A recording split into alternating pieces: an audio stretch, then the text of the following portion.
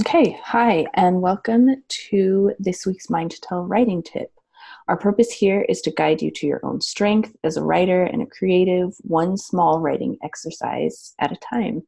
And today, and in these past weeks, we've been focusing specifically on writing about the body um, because we are launching our new course, or it's in the works right now. You can sign up for it currently, called Writing the Body. And our purpose with that course is to take back our stories about our body, to continue to build upon what the body positive movement has started, but is not necessarily a final destination for us.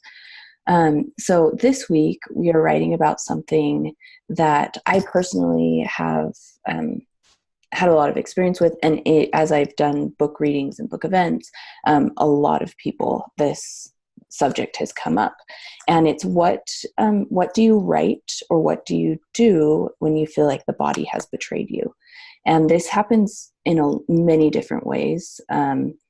It can be with chronic illness, with health issues, weight gain, what Kathy will talk about after this, but it's a really relevant subject to be talking about, I think, in terms of writing the body's story.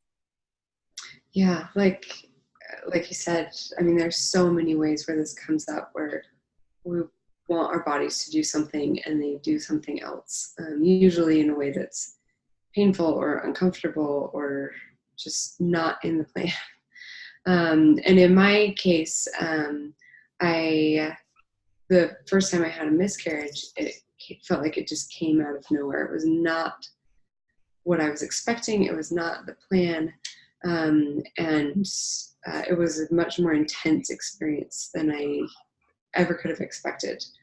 And I realized that as I went through this experience of having a miscarriage, I ended up talking with a few friends. I needed someone to come get my daughter. And as I talked with people, I found that there were a lot of other people who had had this experience and I had never known. And it wasn't a story that was told. And I found myself being as surprised by that almost as by the miscarriage itself, that like there were people walking around with this like painful part of their story that I just had no idea about. We didn't really have a way to talk about it until it came up for me. And so I spent some time writing about it. And I wrote it was a blog post that went up on a website as a guest post.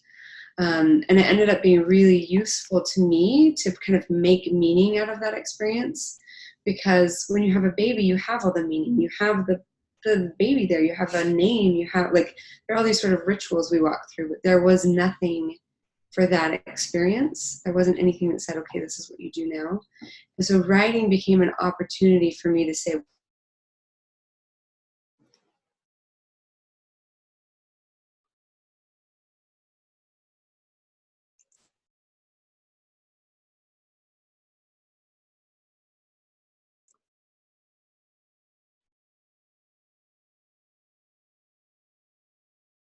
and they've said that it was useful to them in their experience because it gave them words for that moment when they felt like their body had betrayed them and things weren't going the way they wanted to.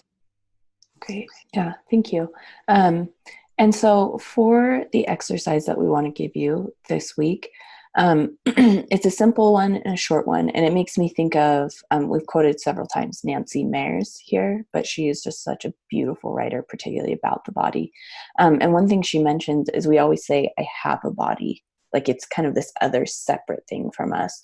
And she encourages people to say, I am a body, because in so many ways, like we are, to kind of join those two. And so the exercise today comes from that idea where you can choose a time where you feel like maybe your body, as Kathy had talked about, like betrayed you in some way or didn't do the thing that you felt like you wanted it to do.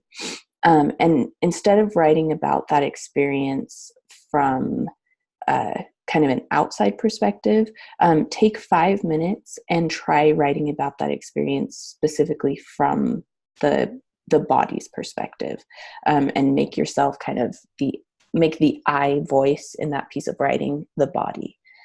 And just do it as an experiment, and just spend 5 minutes on it, because it might be kind of a scary or a hard thing to do. And my guess is that as you do it more and more, it will be a healing and useful and empowering way to look at these ways and these stories that did not go as planned. Yeah. What would your body say if it was writing from an I perspective? And I think, I mean, at one point in all of our lives, we're going to have that moment. And I think it's a real opportunity for empathy. And if we can articulate that experience for ourselves, it gives us an opportunity to just really connect with what it is to be human.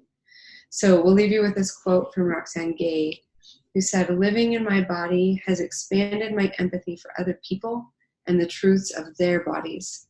Certainly, it has shown me the importance of inclusivity and acceptance, not merely tolerance for diverse body types."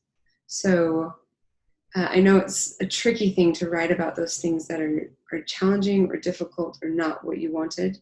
But there's also something really empowering and really connecting and really human about writing about those things. So give it a try. Keep writing. Your story is yours to tell. And we will see you next week. Okay, bye.